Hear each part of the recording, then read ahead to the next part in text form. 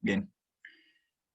Bueno, igual hay que decirles que hay parte de las preguntas que no habíamos pasado la materia, así que es normal que no hayan podido desarrollarlas. ¿Ok? Bueno, parte de esas preguntas eran las del final, sobre todo. O sea, no tanto, hay mezcla, pero sobre todo algunas del final acerca de proyecciones, no las habíamos visto y las vamos a ver las siguientes clases. Así que ahí vamos a poder mejorar los resultados, chiquillos y chiquillas. ¿Ok? Bueno, supongo que están viendo mi pantalla, ¿cierto? Y ahora les voy a presentar.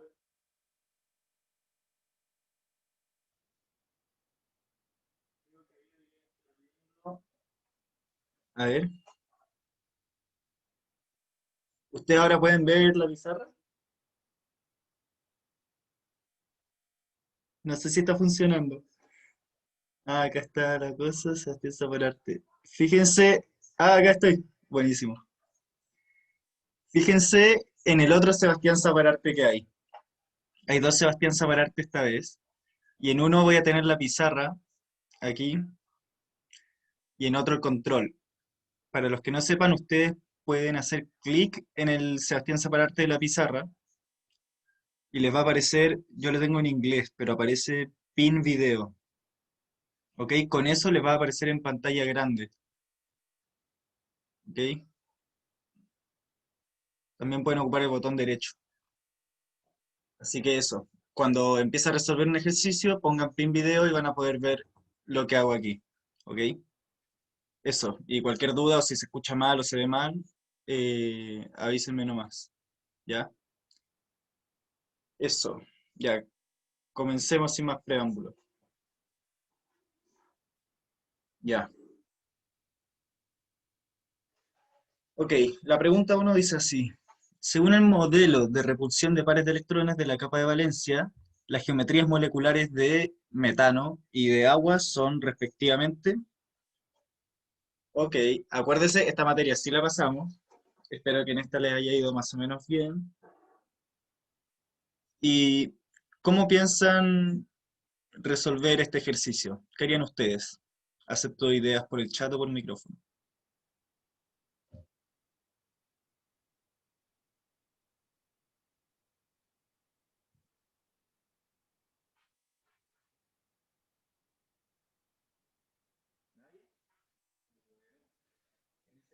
Yo las dibujé en Lego. Esa es una muy buena forma de hacerlo. Por ejemplo, si tenemos metano, tenemos que tener claro que el carbono puede realizar cuatro enlaces y que el hidrógeno tiene solo un electrón. Entonces lo que tenemos que saber ahí es que vamos a tener el carbono enlazado a cuatro moléculas de hidrógeno y no va a generar pares de electrones libres. ¿Ya? No lo escucho. Me voy a poner audífonos para ver si así me escuchan mejor.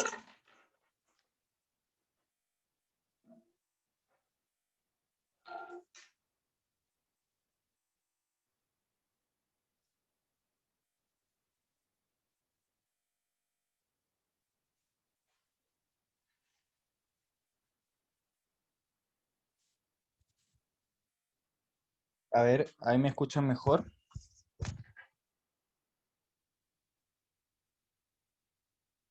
Asumiré que sí. Bien, bacán. Ok, entonces ya sabemos que lo importante para las estructuras es poder caracterizar la molécula y saber si hay pares de electrones que no están enlazados. En este caso vemos que todos los electrones son parte de un enlace, ¿ok? Entonces, la notación, bueno, quizás para los que se unieron este semestre sea más difícil porque esto lo vimos el primer semestre, pero generalmente se denomina un átomo central, que generalmente es el que está más solo, por ejemplo, en este caso el carbono, y se lo representa con la letra A, ¿ok? Y hay uno solo en este caso. Entonces podemos poner el uno o no. Luego, a los átomos que son los que rodean este átomo central, se les pone la letra X, y en este caso son 4, ¿ya? Y luego uno simboliza con una letra E los pares de electrones no enlazados, pero en este caso tenemos 0, así que no se pone, ¿ya?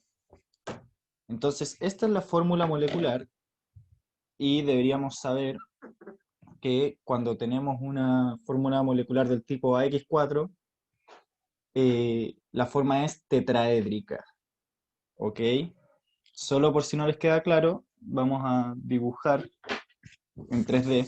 Acá voy a hacer un acaso artístico, ojalá me pueda salir bien. Voy a dibujar en chiquito, si se alcanza a ver, bien. Este átomo de carbono que va a ser el central. Y ahora imagínense que hiciera como una pirámide, ¿ya? De base triangular. Y acá tuviera 3 hidrógenos, ¿ya? Se ve bien chico, pero es para que me quepa bien. Y arriba, por el centro, tengo otro hidrógeno, ¿ya? Esta es la forma que va a tener en el espacio esta molécula.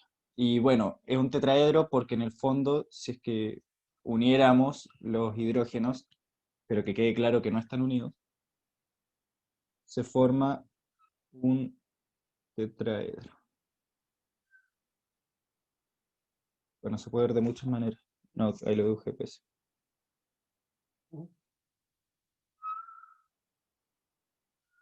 Ejo. ¿Ya?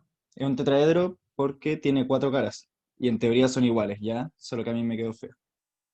¿Ok? Pero lo que pueden memorizar es que cuando tienen el átomo central y 4 átomos al lado, la forma va a ser tetraédrica. ¿Ya? Eso. Ahora, si vamos con el otro ejemplo, que es el H2O, el H2O se lo podrían saber hasta de memoria, pero vamos a desarrollarlo igual.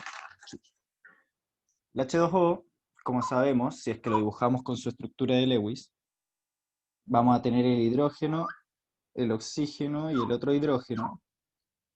Van a estar enlazados, y ahí ya van a estar completos los hidrógenos, pero vamos a tener 2 pares de electrones no enlazados, para el caso del oxígeno, ¿ok? Entonces la forma en la que lo vamos a escribir es A, que es el átomo central, que en este caso es el oxígeno.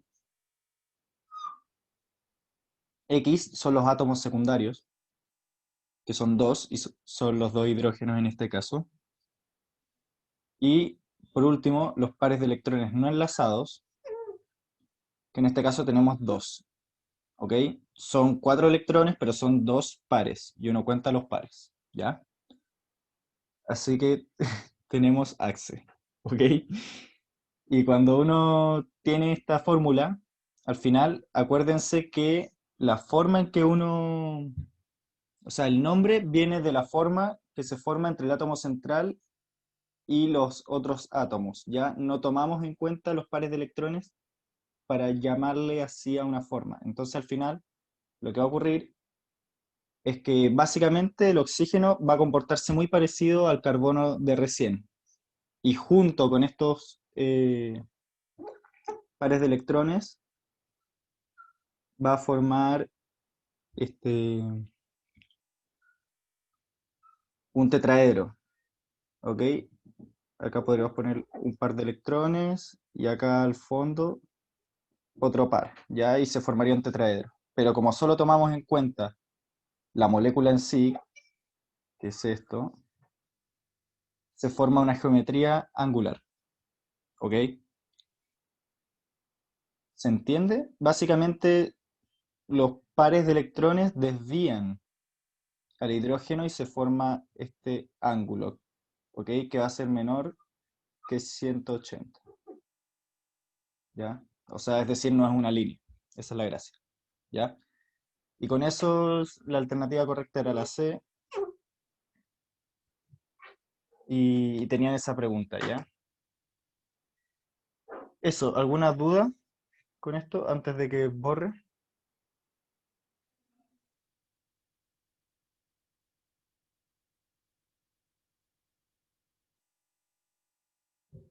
Asumiré que no, así que continuemos. ¿Ya? Quedó claro, bacán. Qué bueno. Acuérdese de cualquier cosa, díganme nomás. Bien. Número 2. Dice así, ¿cuál de las siguientes moléculas tiene un ácido carboxílico como grupo funcional? Ya, esta era bastante rápida y lo que había que hacer era fijarse en cuál de las moléculas. Miren, para esta les recomiendo mirar la pantalla que estoy compartiendo más que la pizarra, ¿ya? Para que puedan ver bien la pregunta. Eh, a ver, esperen que le voy a hacer un poco de zoom. Bien, y ahí dice así. La forma de verlo acá básicamente era buscar donde decía COOH, ¿ya? Porque acordémonos que los ácidos carboxílicos, bueno, voy a ocupar las dos de verdad, discúlpenme chiquillos. Si tenemos COOH, lo que de verdad está representando es un carbono que está teniendo un doble enlace con el oxígeno y un enlace con alcohol, ¿ya? Y esto es un ácido carboxílico, ¿ya? Entonces, si es que nosotros estamos viendo un problema de química orgánica y sabemos que hay un ácido carboxílico, sabemos que va a estar esta parte, sí o sí, ¿ok? Y bueno, luego acá puede haber toda una cadena de carbonos, ¿ya? Y con más cosas y lo que uno quiera. Y la forma que se representa es con COOH. Así que eso era buscarlo y si vemos en las respuestas hay dos posibilidades, la alternativa B o E. Bueno, y lo que tienen que saber ahí es que los ácidos carboxílicos siempre están al borde de la molécula, es decir, nunca van a poder estar en medio de una cadena de carbonos.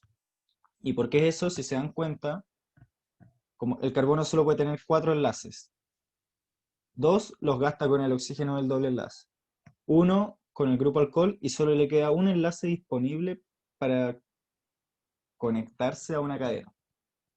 Entonces eso hace que solo pueda estar en un borde, porque para estar en medio de una cadena necesitaría dos enlaces disponibles, ¿ya?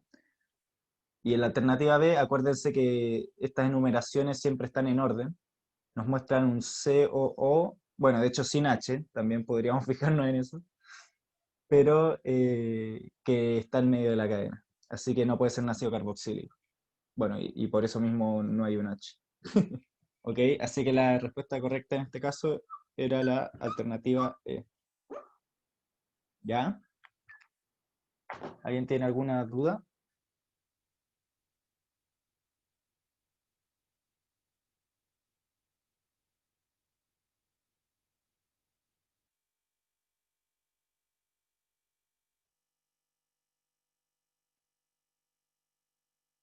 Ok, vamos a seguir.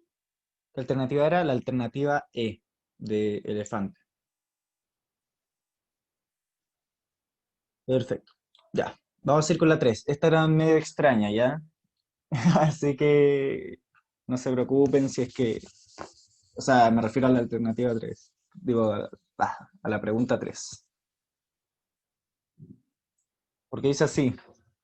Los siguientes esquemas, bueno, fíjense bien en la pantalla que estoy compartiendo ahora más que en la pizarra, porque hay muchos dibujos.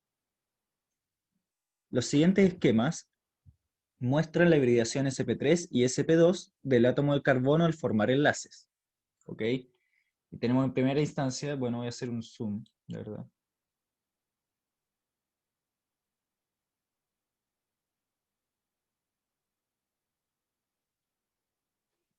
En primera instancia,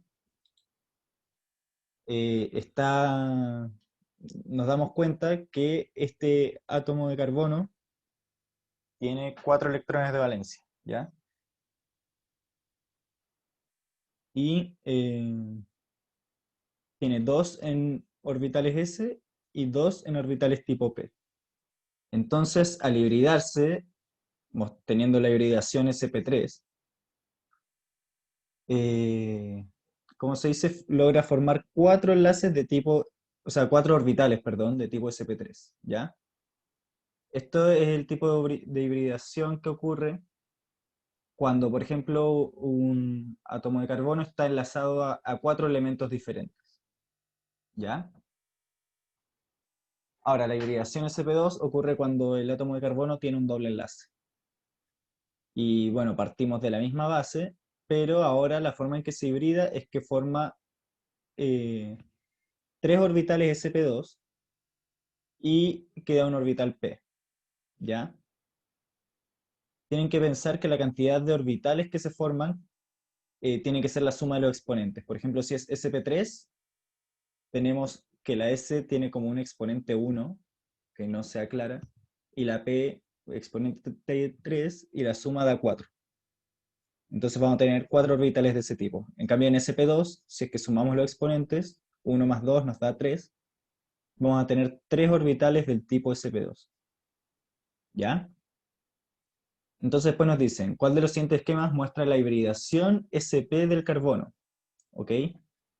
Cuando tenemos hibridación sp, la suma de exponentes sería 1 más 1 nos da 2. Por ende, se van a formar dos orbitales de tipo sp. Y bueno, todos parten igual acá, porque todos parten del átomo de carbono. Pero hay diferentes combinaciones entre orbitales sp, entre orbitales p, etcétera. ¿Ya?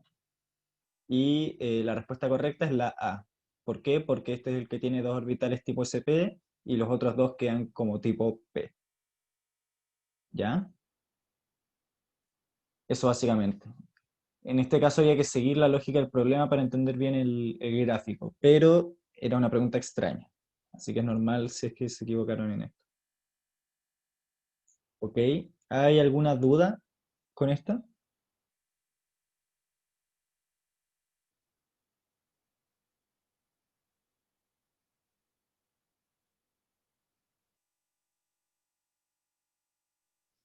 Profe, ¿por qué no puede ser la C? Ah, bueno, era confundible, pero recuerden que los niveles de energía, por ejemplo, cuando uno tiene 1s2, 2s2, 2p6, así, se marcan niveles de energía, ¿ok? Por eso en todos los casos, si se fijan bien, bueno, el P, por decir, le gana al S en el sentido en que tiene un nivel de energía más alto, si es que están los dos así. Y a su vez, si es que tenemos tipo SP y tipo 2P, eso les da la pista de que tiene un nivel de energía más alto, el 2P a las hibridaciones.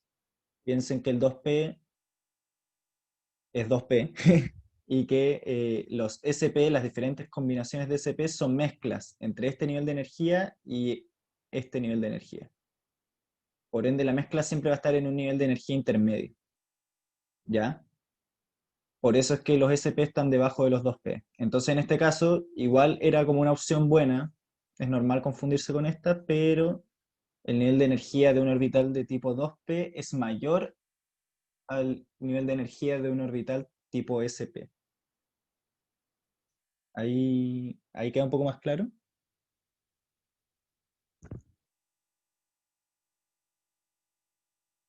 Perfecto. Eh, ¿Hay alguna otra duda con esta pregunta?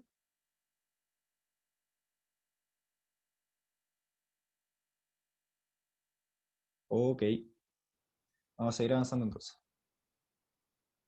Ya.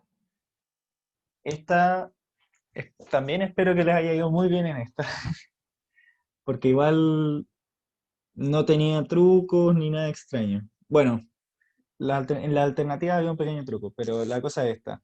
Nos presentan al ciclo tetradecano. Lo voy a dibujar en la pizarra para poder rayar.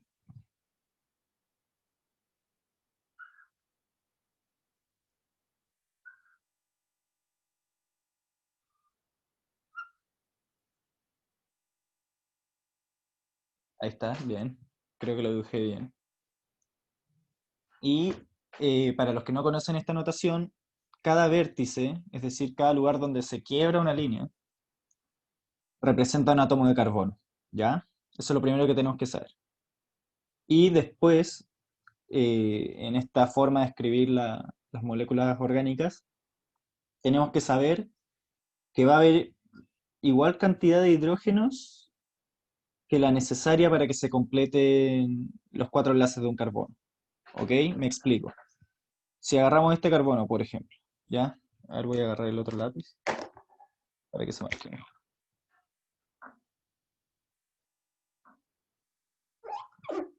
¿Se ve? Sí, se ve.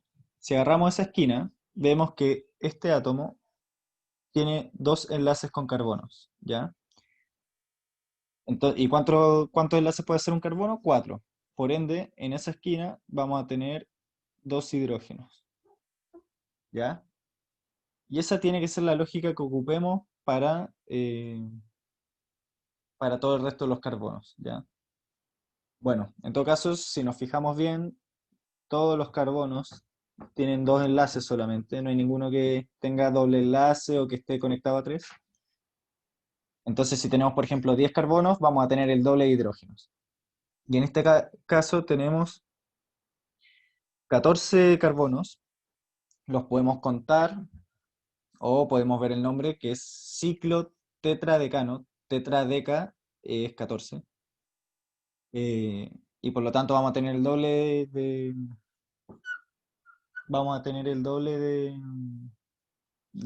átomos de hidrógeno.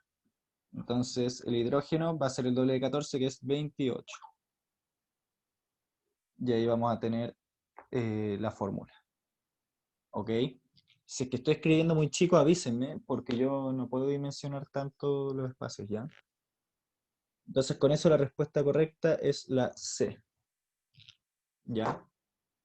Quizá alguno se vio tentado a simplificar esto, porque si dividimos esto por 2 nos queda, perdón, por 7, nos queda,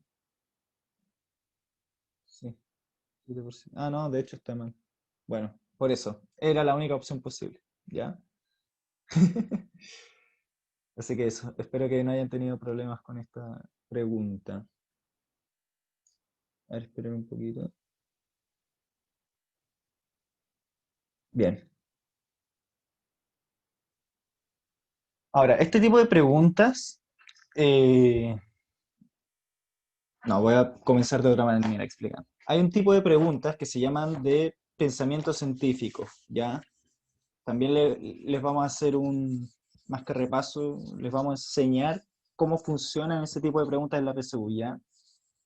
La gracia es que no necesitan tanto saberse la materia para este tipo de preguntas, sino que les van a cuestionar cosas acerca del método científico, etcétera, o qué cosas se pueden deducir de un experimento. Yo creo que igual han tenido un par de veces ejercicios de ese estilo, ¿ya? Entonces la gracia acá es poder sacar una conclusión de lo que está ocurriendo. Entonces dice así, les recomiendo que ahora vean la pantalla que estoy compartiendo. Se realiza un experimento en el cual se hace reaccionar diferentes tipos de alcoholes en presencia de la misma sustancia oxidante. Los resultados se muestran en la siguiente tabla. Entonces acá vemos que está el butanol, vemos las estructuras y vemos que hay un signo más. Acá abajo aparece que si está en más, la reacción se produce, si está en menos, la reacción no se produce. ¿Ya? La reacción de oxidación que nos muestran aquí. Entonces ahí nos ponen otro alcohol y que si se oxida, otro alcohol que no, otro que sí, otro que sí, otro que no. ¿Ya? Y después nos dicen abajo, de acuerdo con esta información, ¿cuál de las siguientes opciones formula el problema de investigación planteado para la experiencia anterior? El problema de investigación es qué se busca, cuál es la pregunta que se busca resolver con este experimento. ¿Ya? Entonces las opciones son las siguientes. A, ¿cuál es la reactividad de diferentes tipos de alcoholes en presencia de una sustancia oxidante? B, ¿cuál es la orientación espacial de los átomos de carbono en los alcoholes? C, ¿qué alcoholes generan productos secundarios después de reaccionar? Y D, ¿cuáles son los mecanismos de reacción de los alcoholes en presencia de una sustancia oxidante? Y por último E, que dice qué diferencias estructurales existen en los alcoholes. Ya. ¿Se les ocurre cuál es esta? Esta pueden responder por chat si quieren, porque no hay que hacer desarrollo, pensar.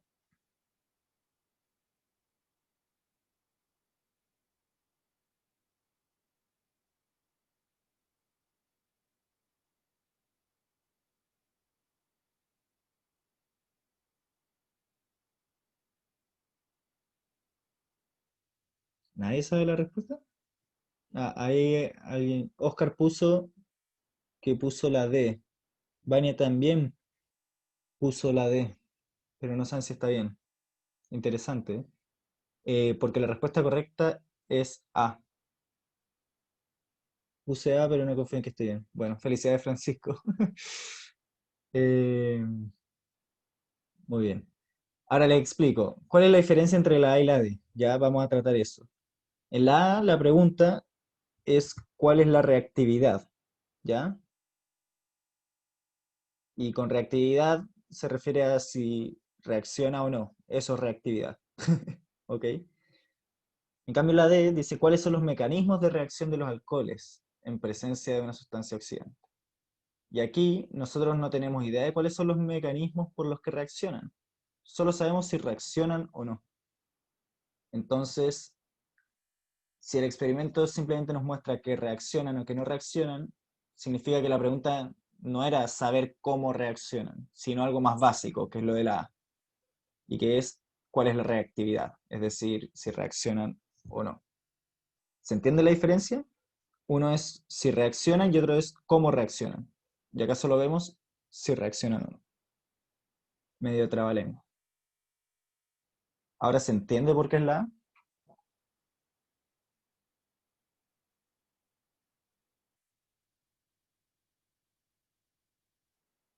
¿Sí? ¿No? ¿Más o menos? Bien, ahí Vania puso que sí.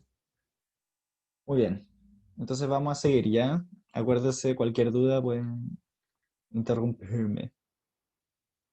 Bien, vamos con la 6. Esta era difícil.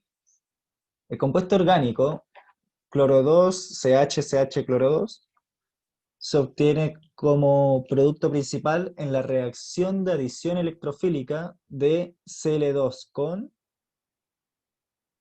Entonces, ¿qué nos dicen? Nos dicen que el producto es la primera molécula que nos muestran, ¿ya? Que voy a ir anotándolo. Ahora voy a trabajar en la pizarra. Cl2, CH, Cl2. ¿Ok? Bien, este es el producto que llegamos. Y luego nos dicen que llegamos a esto gracias a una reacción de adición electrofílica de cloro 2 más algo. ¿Ya?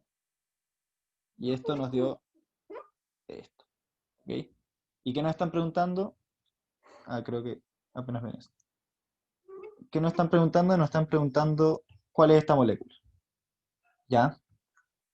Pero para poder resolverlo, primero que nada deberíamos poder dibujar o ver más o menos cómo es esta. Entonces dibujémosla. Si nos damos cuenta, hay dos carbonos. Les recomiendo con moléculas orgánicas siempre partir dibujando como el esqueleto principal de carbono. ¿Ya? Eso es lo que yo hago casi siempre. Entonces tenemos los dos carbonos que están al principio. Y luego tenemos cloro 2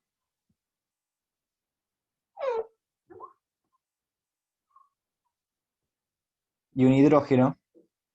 Ahí se cumplen los cuatro enlaces de este carbono. Y tenemos lo mismo acá.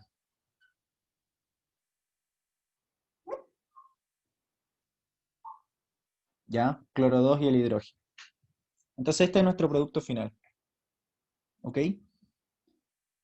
Entonces, ¿cuál va a ser la molécula que teníamos antes de que llegaran dos cloros?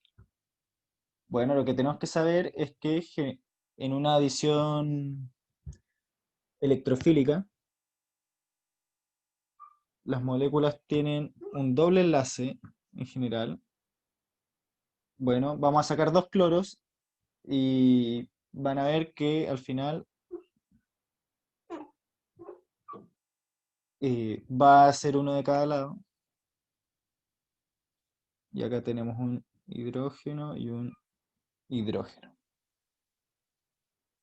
Oh, me desapareció la gente. Bueno, ya no puedo ver mi propia pantalla en mi computador. Espero que... Mm, mm, no, ya no puedo ver la pantalla, así que espero que se esté viendo bien. Bien, esta es la molécula que teníamos antes, ¿ok? ¿Qué es lo que buscábamos? ¿Cómo sabía que yo que era esta? Bueno, de partida le sacamos los dos cloros, ¿ya? Y nos quedaron enlaces libres. Pero lo que teníamos que saber es que una adición electrofílica lo que hace es, nosotros tenemos cloro 2 y es que toma un doble enlace y lo transforma en un enlace simple. Acuérdense que un doble enlace son en total 4 electrones. Entonces, básicamente, acá había un electrón y un electrón. Acuérdense que el cloro tiene 2 3 4 5 6 7. Entonces quiere uno solo. Entonces va a venir el primer cloro del Cl2, se va a robar un electrón y se va a enlazar. Y acá va a quedar un electrón disponible para otro cloro, ¿ya? Para el otro cloro que había, porque era Cl2. Y así es que se forma la molécula, ¿ya? Eso es básicamente. Técnicamente, de verdad, se unen en lados opuestos de la molécula por algo que ustedes todavía no tienen que saber, ¿ya? De verdad, se unen. Acá habría un hidrógeno y acá estaría el otro cloro, ¿ya? Pero eso. Entonces, la respuesta correcta de este es... Profe, no veo la pizarra. Chan. A ver. Ah, el celular se está cagando la batería. Creo que ahí volvieron a ver, ¿o no? Ah, ahí lo veo. Yo también. Se está moviendo un poco. A ver, déjeme acomodarlo un poco.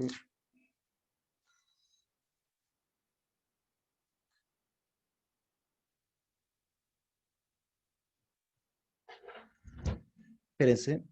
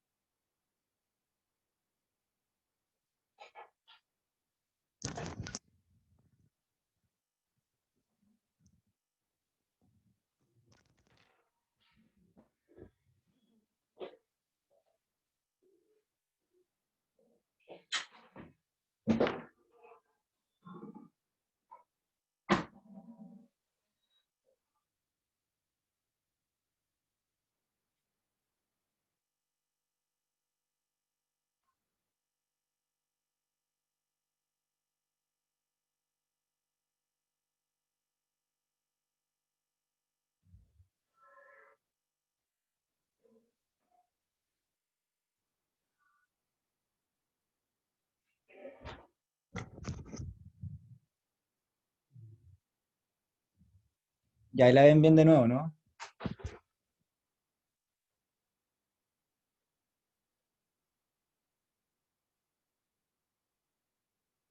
Quizás se les cortó por un segundo, pero ahí sí, ¿cierto? Avísenme si... Bien, ya, bacán. Voy a tener que mejorar la estructura que creé. Oh, se está a punto de caer. Bueno, veamos si sobrevive. Urra. Ya. Continuamos con la clase. Bien, perdón, ¿quedó alguna duda con esto? Por lo tanto, la alternativa correcta de ver cuál era esta molécula era esto. ¿Ya? Déjenme borrarle los cloros que le agregué recién, pero era la molécula con el doble enlace. Perdonen si perdí el ritmo un poco por esto. Así, ¿ya? Era esta. Y la forma en que se escribe es cloro, CH, CH, cloro. Uf, lo escribí muy chico. Pero eso. Y eso corresponde a la alternativa C. ¿Ok? Entonces, eso, para poder responder esto necesitaban saber que la adición electrofílica ocurría rompiendo un doble enlace. ¿Ya? Eso era lo principal. Si no lo sabían, ahora lo saben.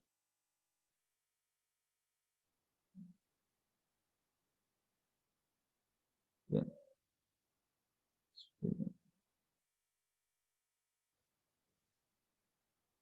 Ahora están viendo el control, ¿cierto?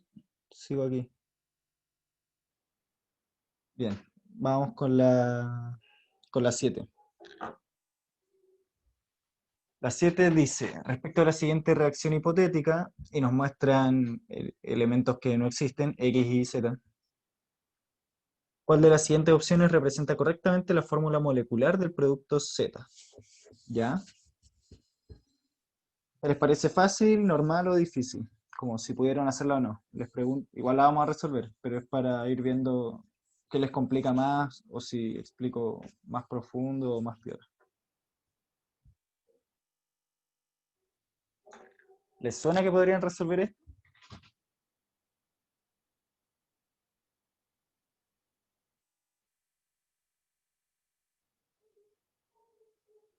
Sí, no, no sé.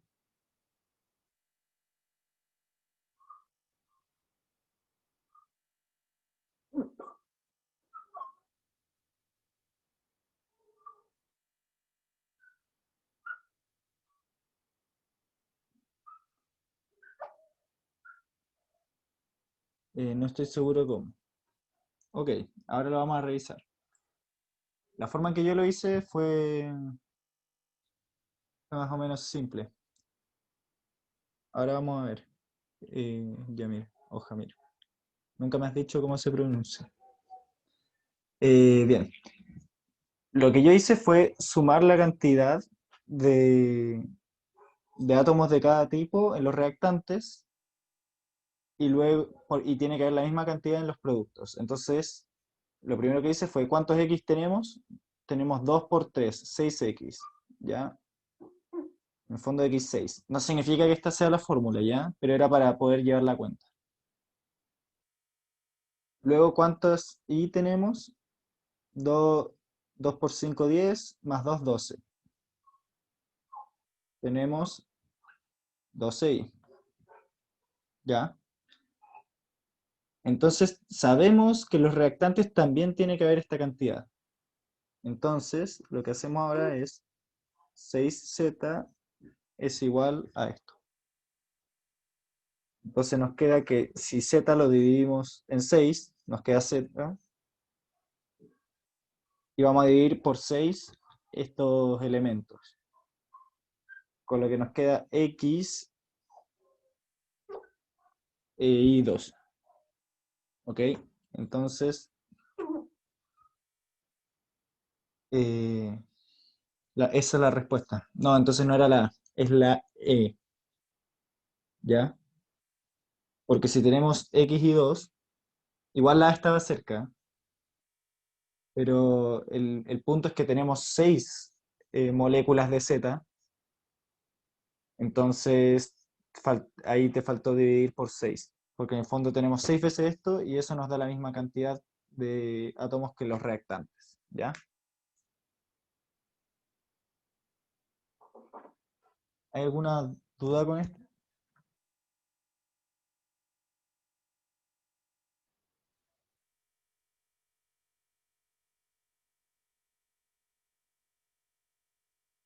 Amir, ahí te quedó más claro.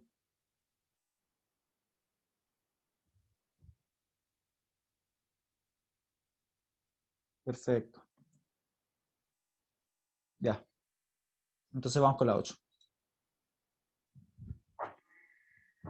Taca, taca, taca, taca.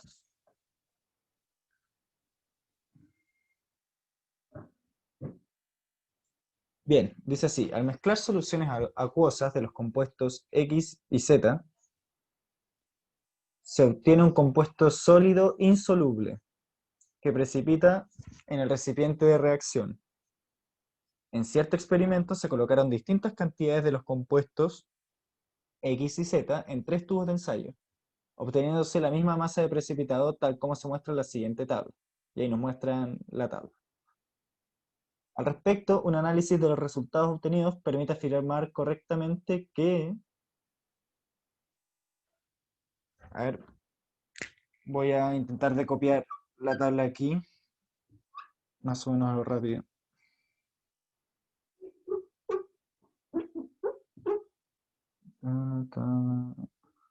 Tubo y masa. Ok,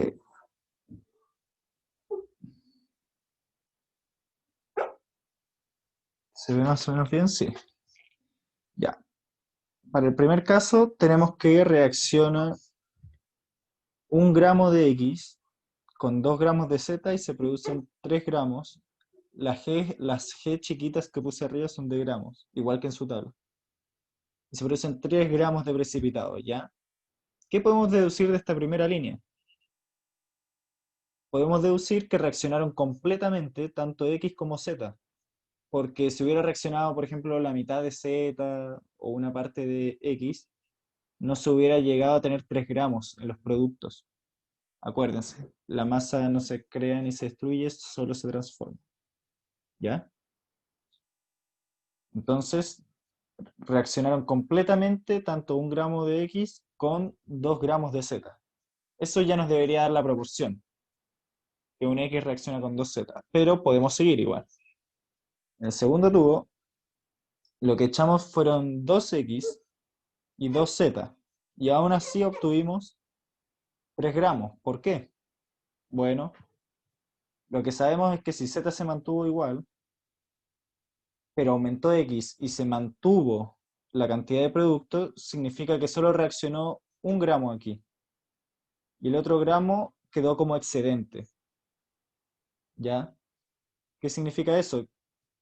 Que nos falta Z para que siga reaccionando X.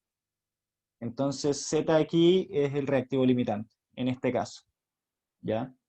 Porque si quisiéramos que reaccionen los 2 gramos de X, necesitaríamos 4 gramos de Z, por lo que vimos en la primera reacción. ¿Ok?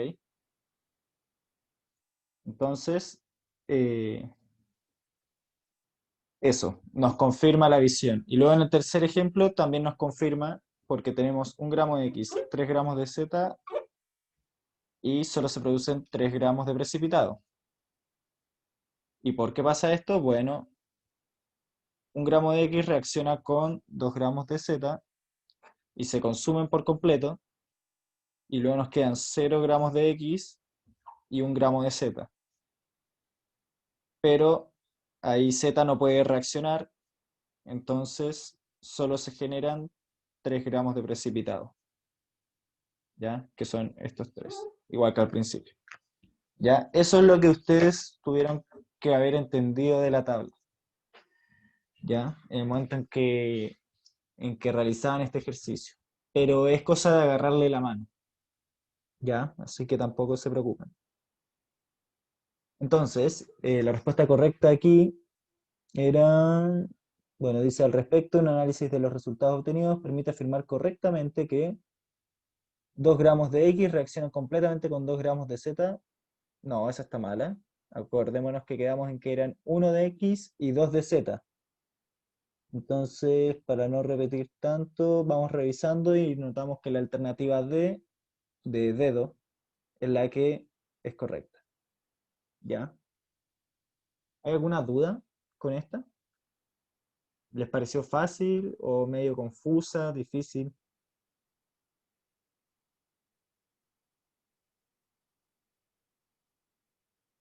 Fácil, pone Francisco. Qué bueno. ¿De los otros también? Ah, quizás me tuve que haber demorado menos en explicarlo. Bueno, eh, aún así, si es que les pareció difícil, confusa igual pone ahí Oscar. Está bien, por eso también puede pasar. Y por eso, pero ahora la entendiste o te quedan dudas. ¿Sabes lo que es un precipitado? Sí, igual puse D. Muy bien, buen instinto. Les aviso que precipitado es, bueno, para los que no saben, voy a hacer un pequeño dibujo porque es importante que lo sepan. Precipitado es cuando se produce un producto sólido en una reacción que ocurre en un medio líquido. Si tenemos un vaso con agua, como este hermoso vaso, y tenemos muchas X disueltas, pero también tenemos Z, o sea, le agregamos Z, que están disueltas, no están en estado sólido, y esperamos un tiempo. Después, ¿qué va a pasar? Si es que estos dos reaccionan y forman un sólido, es posible que este sólido precipite, ¿ya? Porque X y Z quizás interactúan con el agua y por eso están disueltos, pero X más Z, o más Z2, como era este caso, de verdad, quizás no es soluble en agua y por lo tanto forma un sólido que precipita. Bueno, muchas veces se va abajo, pero se puede ir arriba y esto es un sólido, ¿ya? Eso es precipitado, ¿ya? Entonces, en las reacciones en que se forma un precipitado, uno puede medir eh, cuánto producto se forma de manera muy fácil, porque el producto se distingue muy fácil de los reactantes que pueden seguir disueltos. Por ejemplo, acá nos puede haber quedado mucha X si es que teníamos poco Z. Y sabemos que el producto se puede pesar y es muy fácil. Eso es un precipitado, por si no sabían. Ya, vamos a seguir avanzando. Ahora con la pregunta 9. Ya, tenemos una pregunta de diluciones. Que dice así. Suponiendo que en las siguientes figuras las esferas representadas corresponden a soluto disuelto en el volumen de solución designado, ¿cuál de las soluciones es la más concentrada?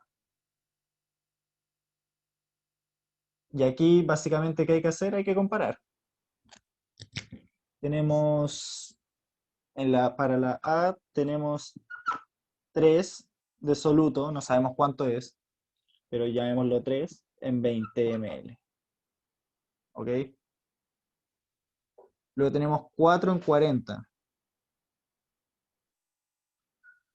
De esas dos, acuérdense que nos preguntan cuál es la más concentrada. De esas dos ya deberíamos poder saber cuál es más concentrada. Esta, ¿cierto? Porque si duplicáramos el volumen, por ejemplo, de esta, nos quedaría 6 en 40. Y esto es mayor que 4 en 40. Así que la B queda descartada al tiro.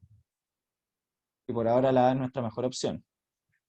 Luego tenemos 1, 2, 3, 4, 5, 6. 6 en 60. Ya voy a borrar esto. Esta era la alternativa A. Ah, ya la marqué. Luego tenemos 6 en 60. ¿Ok? Si queremos comparar, por ejemplo, a un mismo volumen, para que sea más simple, podemos multiplicar la alternativa A por 3, arriba y abajo, por lo que se mantiene la concentración, y nos quedaría 9 en 60. ¿Ya? Entonces la alternativa A sigue siendo mejor que la C, o sea, más concentrada.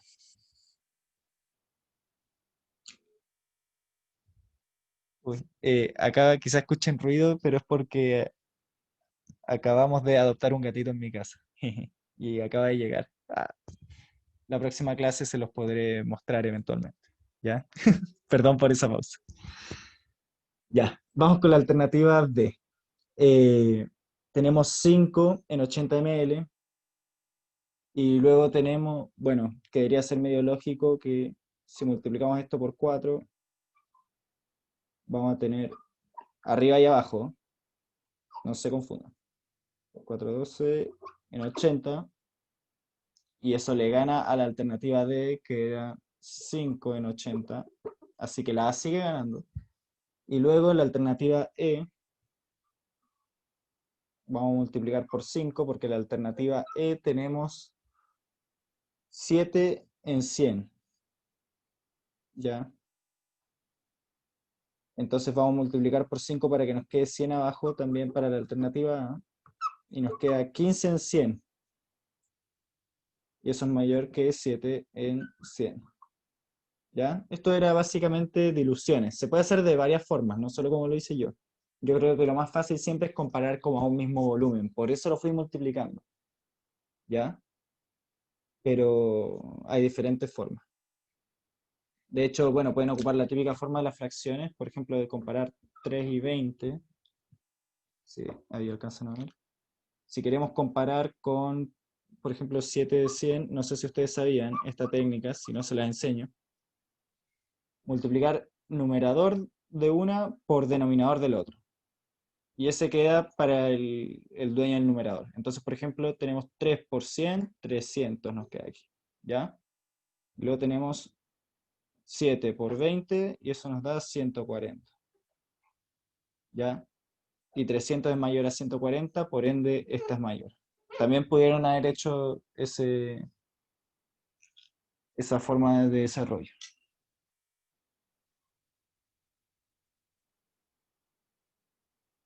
Ya, eso va a ayudar a que no haya tanta sombra. Bien. ¿Les queda alguna duda con este?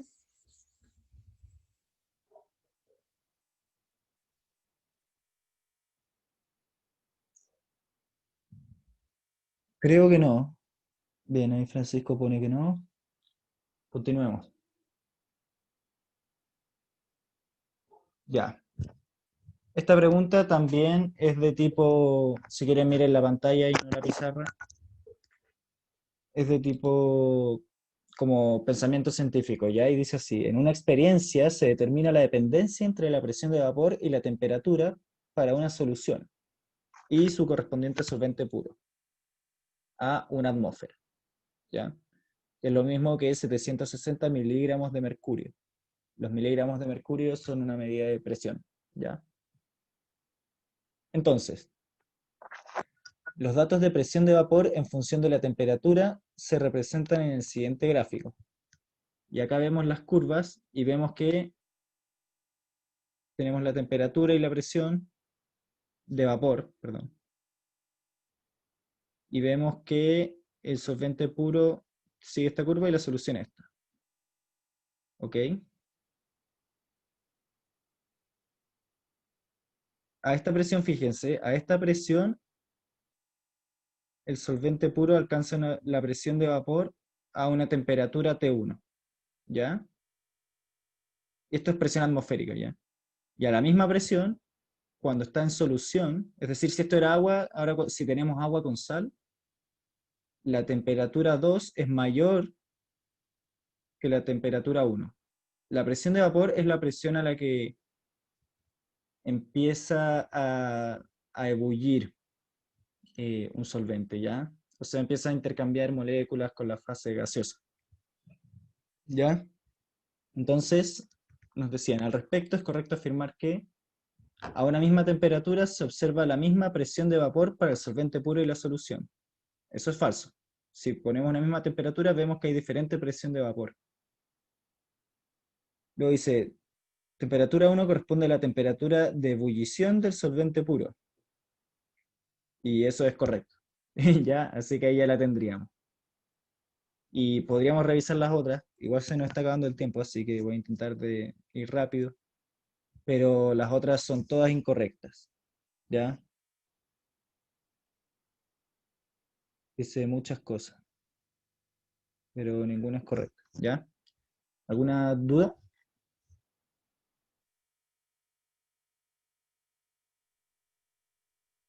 Bien. Luego dice, en el siguiente gráfico se muestra el resultado obtenido al estudiar la diferencia de energía en función de la distancia, ¿ya? Entre los núcleos de tres moléculas diatómicas, JQ, JS y JT, ¿ya? Básicamente que hay que notar que tenemos siempre J y a veces se enlaza a Q, a S y a T. Y tenemos los gráficos acá. Q, el segundo es S, el tercero es T. Nos dicen, ¿cuál es el orden creciente de los radios atómicos de T, Q y S? Acá lo que teníamos que hacer era entender que mientras más grande el radio atómico, más va a ser la distancia internuclear. La distancia internuclear es la distancia entre los dos núcleos. Entonces, si nos fijamos acá, la distancia internuclear eh, de Q es la menor, que es casi un Armstrong. Armstrong es una medida de distancia, es como que llega a metros, solo que es muy chico. Luego tenemos S y luego T. Entonces la alternativa correcta acá, de cuál era el orden creciente de los radios atómicos, es la alternativa D, que es Q, S y T. Luego tenemos esta pregunta, pero nos enteramos que parece que no va a entrar radioactividad en la prueba de transición universitaria que ustedes van a dar, ¿ya? Así que no me voy a detener mucho en esto, pero para que sepan, la alternativa correcta era la A, ¿ya? Eh, ¿Y cómo sabemos que origina una reacción en cadena? Bueno, básicamente tenemos un neutrón, acuérdense que esto es un neutrón que golpea un átomo de núcleo pesado, se divide ese átomo en dos más pequeños, pero acá está lo importante, que es que se liberan tres neutrones. ¿Por qué es importante esto? Bueno, justamente estos tres neutrones pueden golpear a otros átomos de uranio y así se va generando una reacción en cadena. ¿Ya? Eso era lo que tenían que saber.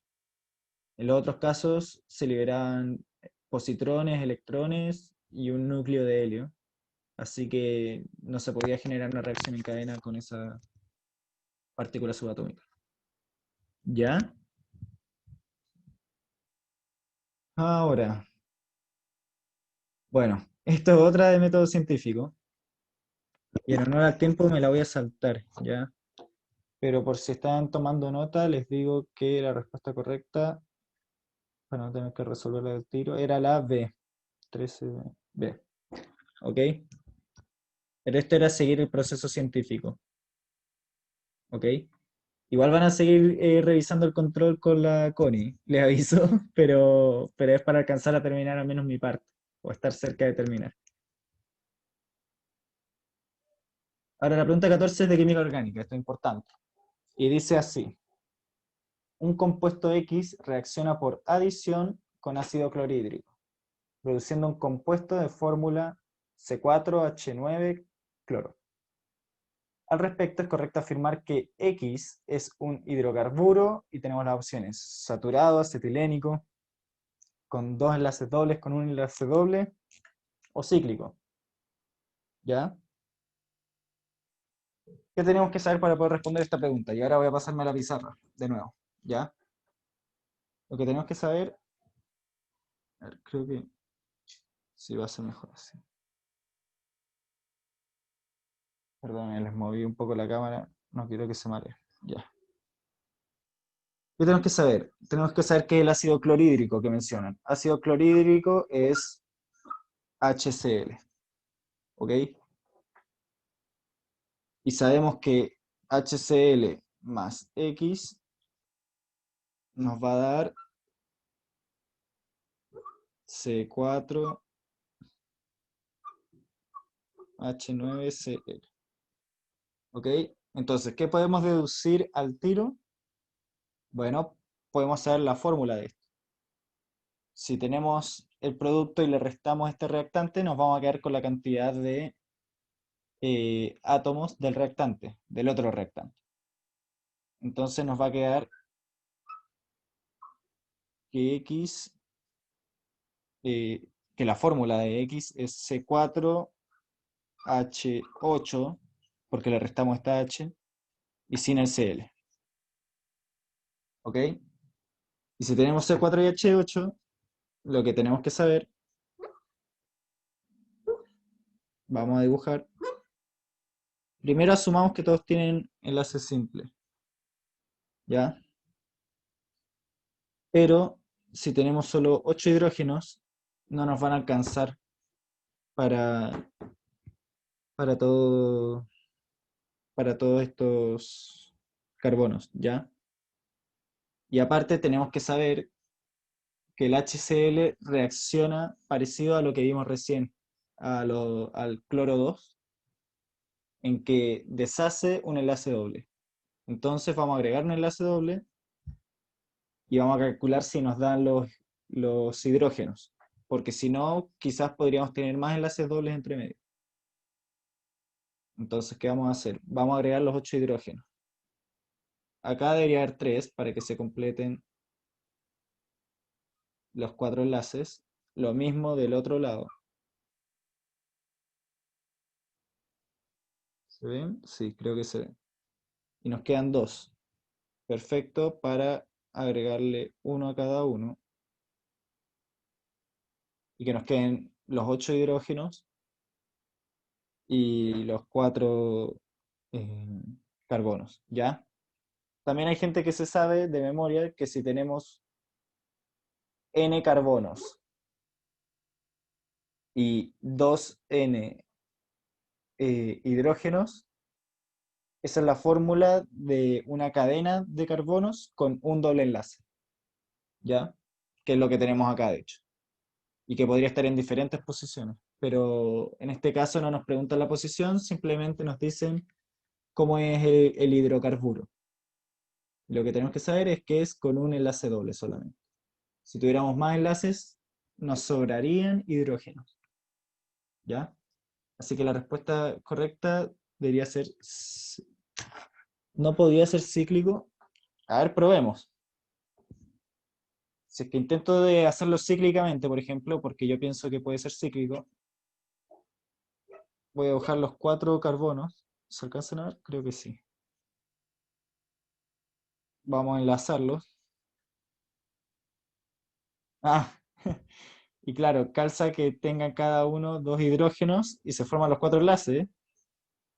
Dentro de todo es una buena observación. Sin embargo, bueno, para que sepan, en general es complejo que se forme una cadena de carbonos de 4 o menos carbonos. O sea, perdón, un ciclo de carbonos de 4 o menos carbonos, ¿ya? En general, desde un ciclopentano es normal, que son 5. Igual podría pasar, pero después habría que ver cómo entra el cloro y el hidrógeno. Y ahí te debería quedar la embarrada. Pero por eso, básicamente hay que saber que se separan, que el cloro viene, se roba un electrón, igual que lo que vimos recién, se roba un electrón y se une, y el otro electrón que queda se le va a un hidrógeno y ahí queda con 2 hidrógenos este y esta cuestión. ¿Ya? Pero no estaba tan mal pensado que fuera cíclico, solo que lo normal sería muy raro ver esto, ¿ya? En general es difícil que una solución te dé que tienes un ciclo, un- perdón, un ciclo con 4 carbonos, ¿ya? Es muy raro de ver, porque es poco estable, ¿ya? Lo más normal es que fuera una cadena. Así que eso, esa fue la pregunta 14. En teoría tenía que llegar a la 17, así que le voy a preguntar a la profe Connie si a la vuelta de su descanso pueden revisar de la 15 a la 17 aparte de lo suyo, ¿ya? Si no, igual les puedo subir cómo se hacen en un video corto que les puedo mandar por el grupo, ¿ya? Voy a dejar de, voy a dejar de transmitir acá. Bien, y voy a parar de compartir y voy a